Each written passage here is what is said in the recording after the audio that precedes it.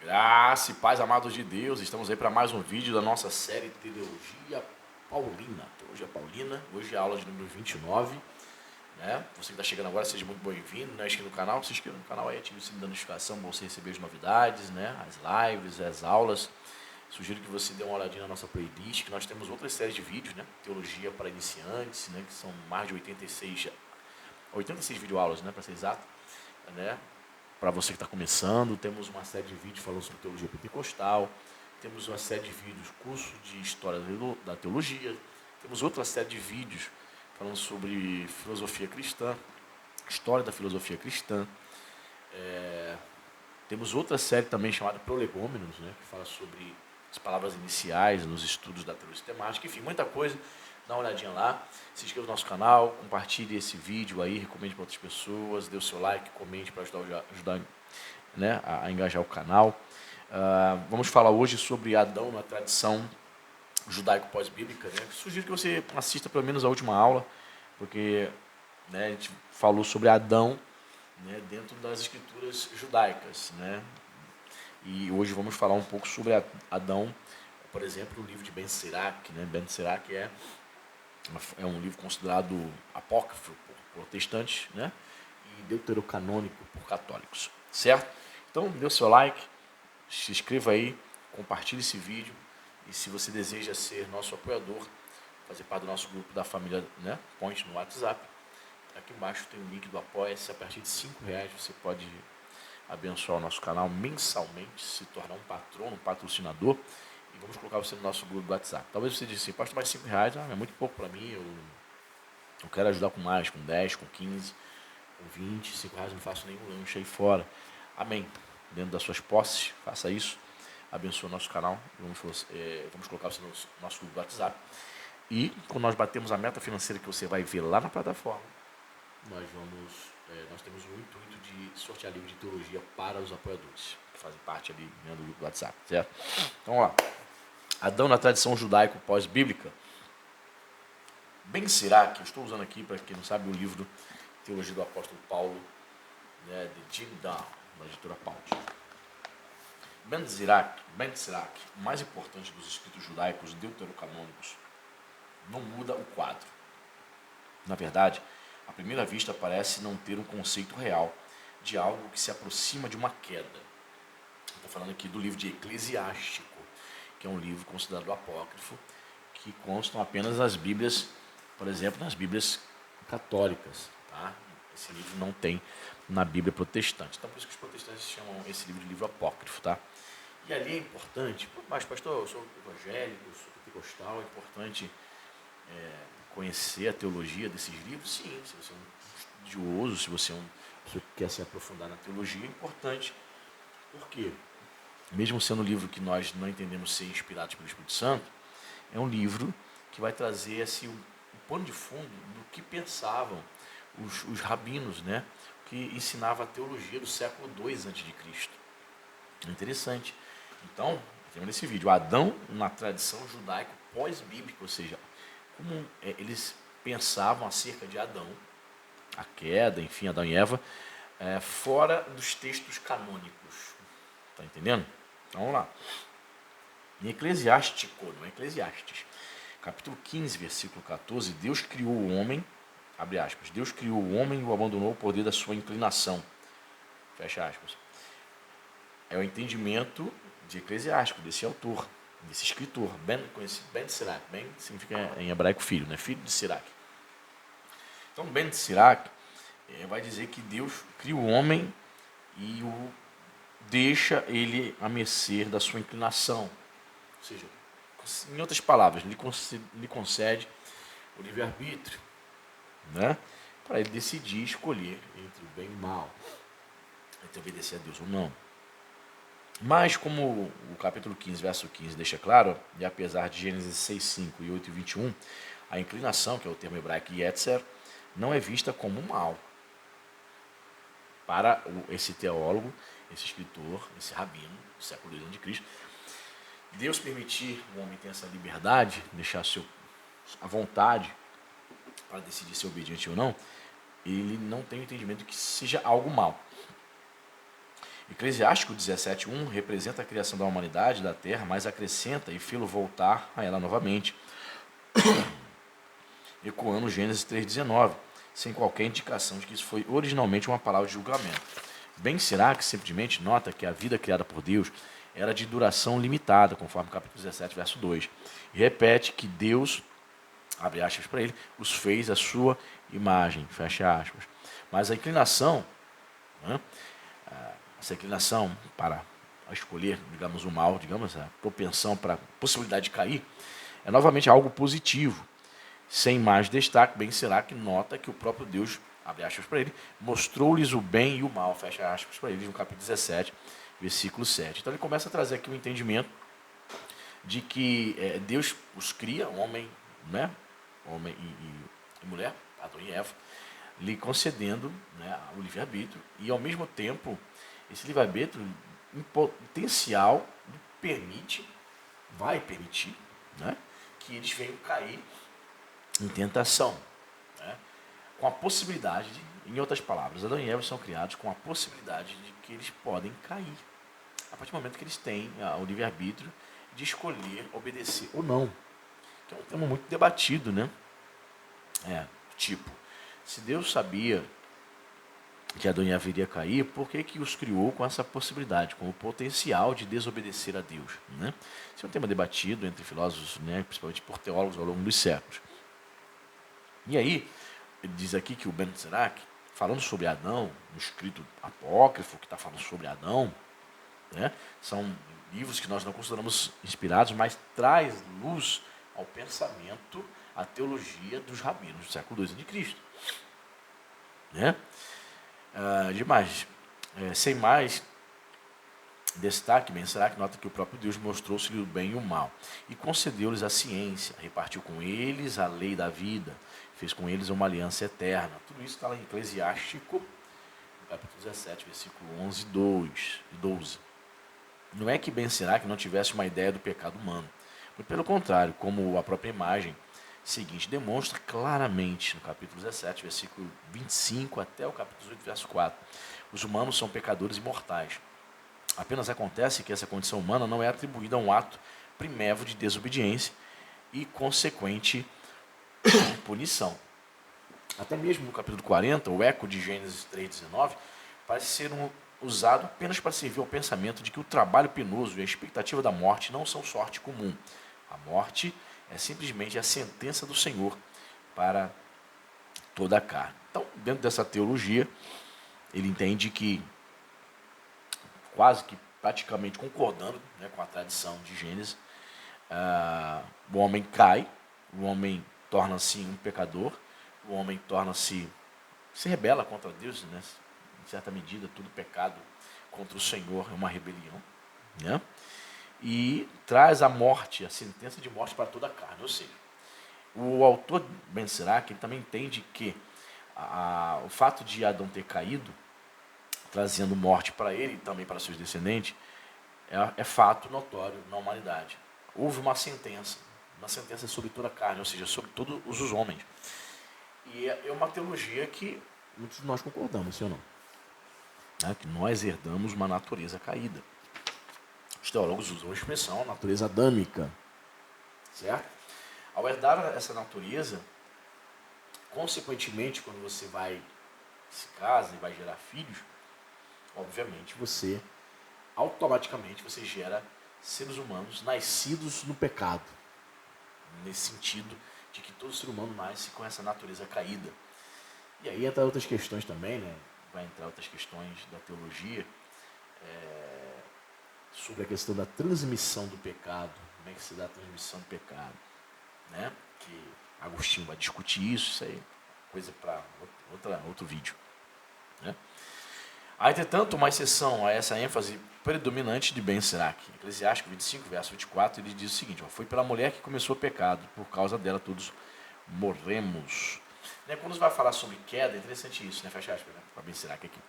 Quando a gente vai falar sobre queda, a gente fala, poxa, nós herdamos a natureza adâmica. A gente não diz assim, nós herdamos a natureza evânica. A gente não diz isso, sabendo que foi a mulher que cai primeiro. Depois ela induz seu marido, não é isso?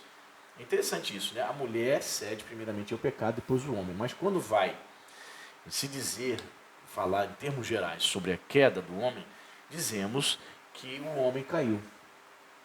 Ou seja, a humanidade em si, eles caem simultaneamente. Mas quem dá o primeiro passo para a queda, né? Literalmente é Eva, certo? Então, mas quando nós vamos dizer que nós temos uma natureza caída, nós dizemos, temos uma natureza adâmica. Ou seja, é a ideia, né, de Adão sendo cabeça. A ideia de que Adão deveria ter resistido à tentação no Éden. E aí, né, entra uma questão aqui, né? Se você chegou até aqui, responda aí nos comentários. Adão, Eva peca, come do fruto, caiu, errou, desobedeceu a Deus. Ela oferece a Adão. E se Adão não tivesse aceitado? Somente ela experimentaria a morte eterna? Somente Eva? E Adão não se corrompendo? Como ficaria essa situação, hein? Isso dá um spin-off, né? Como nos filmes, né? No cinema, né? Daria outra história interessante. O que aconteceria se Adão não tivesse aceitado a proposta de Eva e comido também do fruto proibido? Boa pergunta. Diz para mim o que você acha. O paralelismo, não, pulei. Ben Sirac conhecia, ou pelo menos baseou-se na tradição de que a morte era a consequência de um pecado original. Ou seja, um autor que basicamente, mesmo sendo do apócrifo, ele concorda basicamente ali com o que está aí em Gênesis. A ideia de um pecado original surgido ali no Éden com a queda dos nossos primeiros pais. Mais importante é a sabedoria de Salomão. Sua relevância especial para nós está no fato de que Paulo certamente a conhecia e parece deliberadamente refleti-la na sua acusação inicial de Romanos 1, capítulo 1 de Romanos, versículo 19 até o, 26, até o capítulo 2, verso 6. Ele vai descrever ali, né, toda a situação degradante da humanidade, que a humanidade sem Deus está debaixo do juízo de Deus. Né? Na sabedoria, há claras referências à criação do primeiro humano, que foi formado da terra. Recebeu domínio sobre as criaturas e a transgressão do primeiro formado, pai do mundo. Digo de nota é que o eco de Gênesis 3,19, né, que fala sobre a queda, e sabedoria de Salomão, capítulo 15, verso 8, e acusação, no capítulo 15, verso 11, de que o humano formado de argila desconheceu aquele que o modelou. Mas digo de nota é a sabedoria, capítulo 2, verso 23 e 24, sabedoria de Salomão é outro livro apócrifo, tá? Que diz o seguinte: Deus criou o homem para a incorruptibilidade e o fez à imagem de sua própria eternidade. Mas por inveja do diabo, a morte entrou no mundo. Prová-lo-ão os que são do seu partido. Para tu ver. É um livro apócrifo, mas que traz assim, uma teologia que concorda geralmente com a ortodoxia. Vou repetir, Deus criou o homem para a incorruptibilidade. Isso é fato. Nós cremos que Adão e Eva foram criados para terem vida eterna no paraíso ali. E os fez à imagem de sua própria eternidade. Ponto. Ou seja, os fez a sua própria imagem, com vontade, em condição de obedecer, né? Em todos os sentidos, no sentido volitivo, né? O homem formado com vontade, o homem é o único ser espiritual que tem a condição de ser religioso, ok. Mas, por inveja do diabo, a morte entrou no mundo. Aí já é algo um tanto estranho, né? Por inveja, não há nenhum texto nos documentos canônicos que vão afirmar que o diabo sentiu inveja da morte e entrou no mundo. Isso é estranho, né? Quando Adão e Eva pecam, a ideia é de que o diabo já estava presente no mundo, por meio da serpente, há aquele diálogo, certo? Mas a morte física só acontece lá no capítulo 4, cara. Lá de Gênesis 4, quando Caim mata seu irmão Abel. A morte física em si, Adão e Eva ainda estavam vivos. Eles haviam sido expulsos do Éden, experimentado em certa medida a morte espiritual, essa separação, mas a primeira morte física acontece somente no capítulo 4, com a morte de Abel. Então é uma colocação assim estranha, né? À luz do Novo Testamento, das Sagradas Escrituras do Antigo Testamento, né? Canônico, né? Mas por invés do diabo, a morte entrou no mundo, prová-la-ão os que são do seu partido. Interessante, né? O que diz mais aqui sobre a tradição de Adão fora dos escritos bíblicos? Tem muita coisa, hein? Certamente não vai dar um vídeo. No mínimo 2 vídeos aí. Aqui o vocabulário e as ideias formam uma caixa de ressonância para diversas afirmações teológicas de Paulo nessa área. Assim também aqui podemos confiar que Paulo conhecia essa reflexão teológica e provavelmente se baseou nela. Note, é um fato que a gente esquece muito quando a gente está lendo as epístolas de Paulo. Paulo foi treinado para ser rabino, ele se converte, ok, mas ele traz uma bagagem teológica muito grande destas obras que ele conhecia, sim, ele conhecia tanto os escritos canônicos, inspirados, quanto os escritos apócrifos. E o que tem, os escritos, mesmo não sendo inspirados, a gente tem que entender que haviam muitos lapsos de verdade nos escritos não inspirados, se você quer saber. Tanto é que o Novo Testamento vai citar o livro de Enoque, lá em Judas, e o livro de Enoque não faz parte do cânon, e aí? Ou seja, significa que mesmo o Novo Testamento não reconhecendo como um livro inspirado, não significa que existiram ali alguns fatos que sejam verdadeiros. Então Paulo traz essa bagagem, ele foi treinado para ser rabino, né? Outros textos pós-bíblicos, né, ou apócrifos, indicam que no tempo de Paulo, o papel da desobediência de Adão tornara-se fator mais na geração de explicação da condição humana. Podemos simplesmente notar a renarração da história da desobediência e expulsão de Adão no livro de Jubileus, capítulo 3, versos 17 e 25, com sua surpreendente, embora também característica, elaboração, no capítulo 3, versos 26 e 31. Por exemplo, se diz livro de Jubileus, Sabedoria de Salomão, Eclesiásticos, você não tem em mãos, você quer ter curiosidade para saber o que está escrito ali mais, você pode baixar na internet e você vai encontrar em português. Os animais cessam de falar uma língua comum e são expulsos com Adão. Mas só a Adão é concedido que possa cobrir sua vergonha. Ou seja, nesse livro de Jubileus está se fazendo uma referência a Gênesis capítulo 2 e capítulo 3. Daqui a exigência da lei de que seus praticantes cubram sua vergonha e não estejam descobertos como os gentios estão descobertos. Está registrado isso no livro de Jubileu, capítulo 3, verso 31.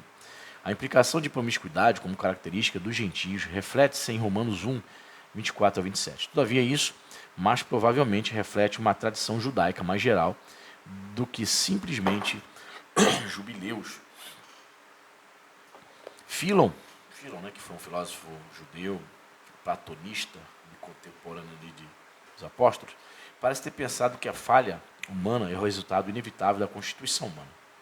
As duas histórias da criação falam de dois tipos de humanos. Um, o dos que vivem segundo a razão, a inspiração divina, o outro dos que vivem segundo o sangue e o prazer da carne. Quando eu falo aqui de duas histórias da criação, aqui os acadêmicos, os teólogos entendem que capítulo 2 de Gênesis capítulo 1, né, narra uma história, é uma tradição, um relato.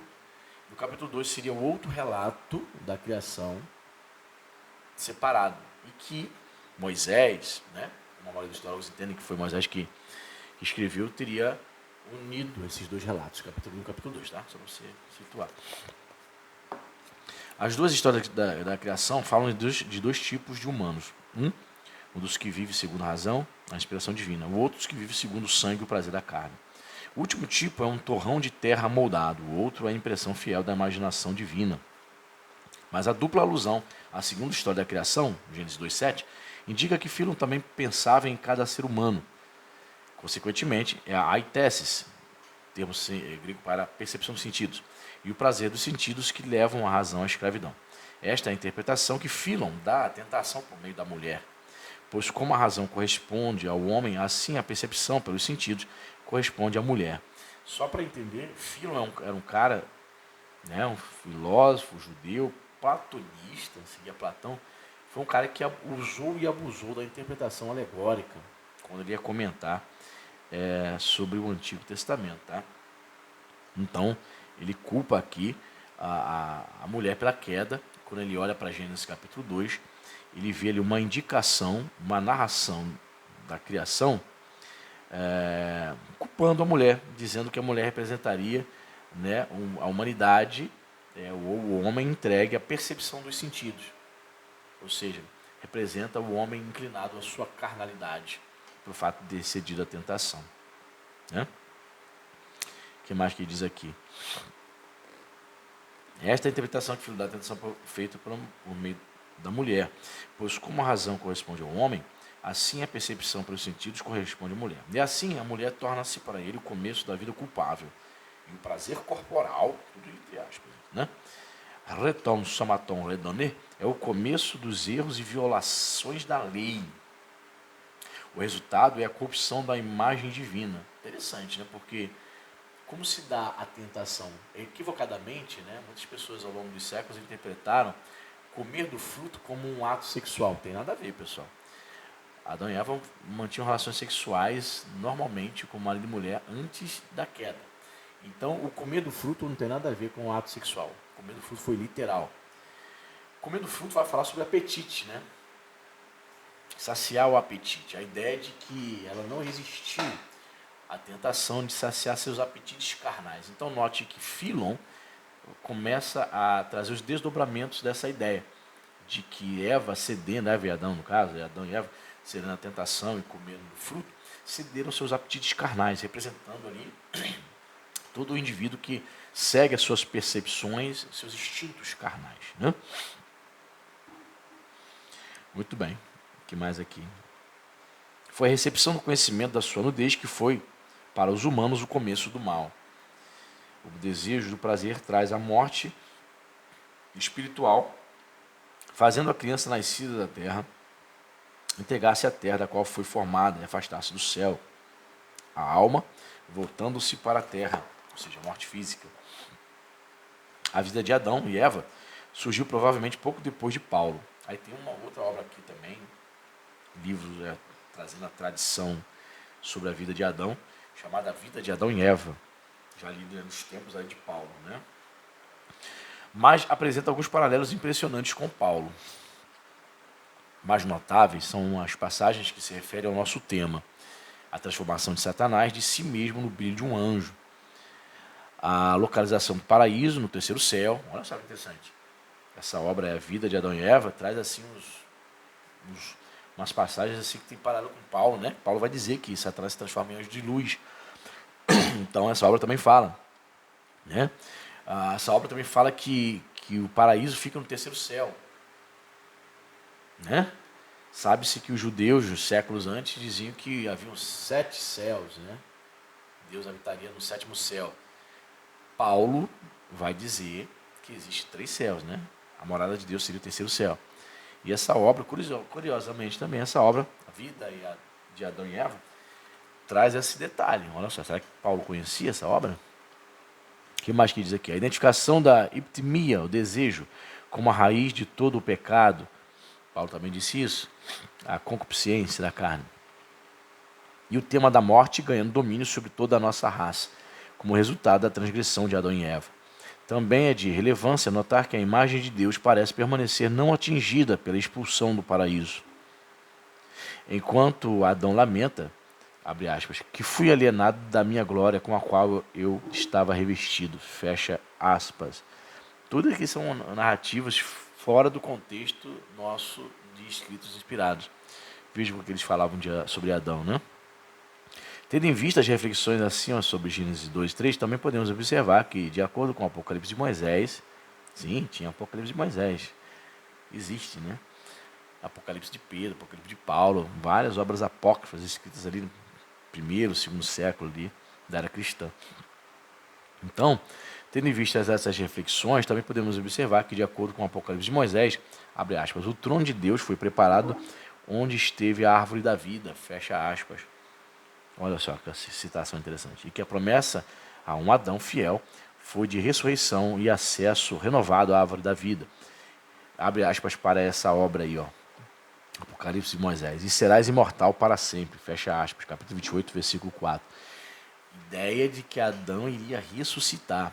Muita gente, né, pensa, né, sobre isso. Será que Adão e Eva, após ter sido expulsos do paraíso, eles se arrependeram? Eles se voltaram para Deus posteriormente? Parece que sim. Por quê? Porque você percebe a influência, uma influência piedosa, de pais piedosos, uma influência piedosa de Adão e Eva na vida de Abel, que aprendeu a construir um altar para adorar, né, ao Deus verdadeiro. Ainda que Caim tenha oferecido no altar uma oferta que Deus tenha rejeitado, não pela oferta em si, mas por causa do coração de Caim, a ideia que se tem é que eles, após terem sido expulsos do paraíso, eles voltam a cultuar e a adorar a Deus através de sacrifícios, através de um altar que oferecia-se sacrifícios, certo? E esse autor aqui, que escreveu o Apocalipse de Moisés, é óbvio que não foi Moisés que escreveu, é só o título, Apocalipse de Moisés, escrito ali nos primeiros séculos da era cristã, vai trazer a ideia de ressurreição, que Adão seria ressuscitado. Olha que curioso. Não há nada diretamente assim no Novo Testamento dizendo que Adão, o personagem Adão, seria ressuscitado, mas a ideia de que a humanidade regenerada, a humanidade transformada, receberá um corpo glorificado, vai ressuscitar para receber um glorificado, está presente na teologia de Paulo. Olha que interessante, né? Muito legal. Diz mais aqui, os dois apocalipses judaicos clássicos, que é quarto Esdras e segundo Baruque, apareceram ambos no período que seguiu a destruição de Jerusalém, no ano 70 depois de Cristo. Isto é, uma geração depois de Paulo.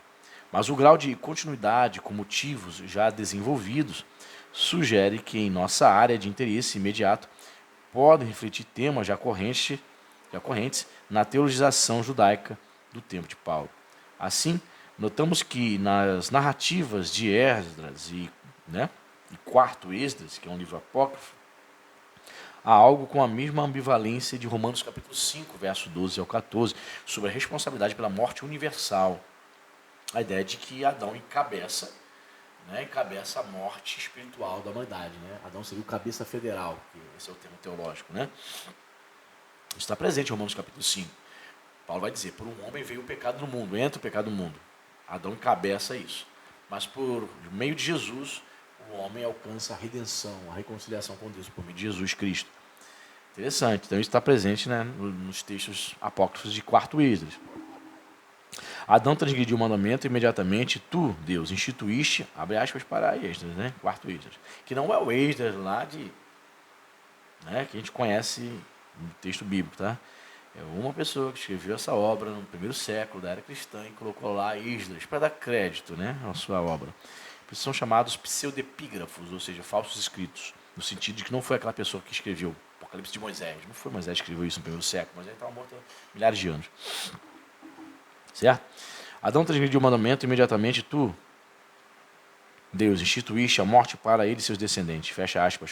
Isso está lá em quarto Esdras, capítulo 3, verso 7. Mas o subsequente dilúvio, sua destruição, foi a consequência das coisas ímpias e da desobediência dos habitantes do mundo daquele tempo. Né? Interessante. E deixa eu ver aqui. Vamos terminar aqui agora. Ó. O que mais chama a atenção é Esdras atribuiu o pecado de Adão ao seu coração mau. Esdras, quarto Esdras, capítulo 3, versículo 21 e 26. Abre aspas para ele. Diz o seguinte, ó. O primeiro Adão, carregado com o coração mau, transgrediu e foi dominado, como também o foram todos os que descenderam dele. Assim a doença tornou-se permanente. A lei estava no coração das pessoas juntamente com a raiz do mal. Mas o que era bom partiu e o mal permaneceu. Os habitantes da cidade de Jerusalém transgrediram, agindo em tudo como tinham agido Adão e todos os seus descendentes, pois também eles tinham o coração mau. A ideia de que Adão, né, já nasce aí, né, com a propensão, a probabilidade, a potencialidade de cair, né? Mas eu particularmente entendo que o coração dele antes da queda não era mau. Mas depois que ele peca, aí sim, entra essa inclinação, essa natureza, que Agostinho, por exemplo, vai chamar de depravação total. Tá certo? Próxima aula a gente vai procurar fechar aí esse tema, né? Adão, nos escritos pós-bíblicos, né? Adão no sentido aí de que ele foi descrito em obras apócrifas, tá certo? Deus abençoe, até a próxima, deixe seu like, se você chegou aqui até o fim, diga, eu cheguei, pastor, até o fim. Deus abençoe.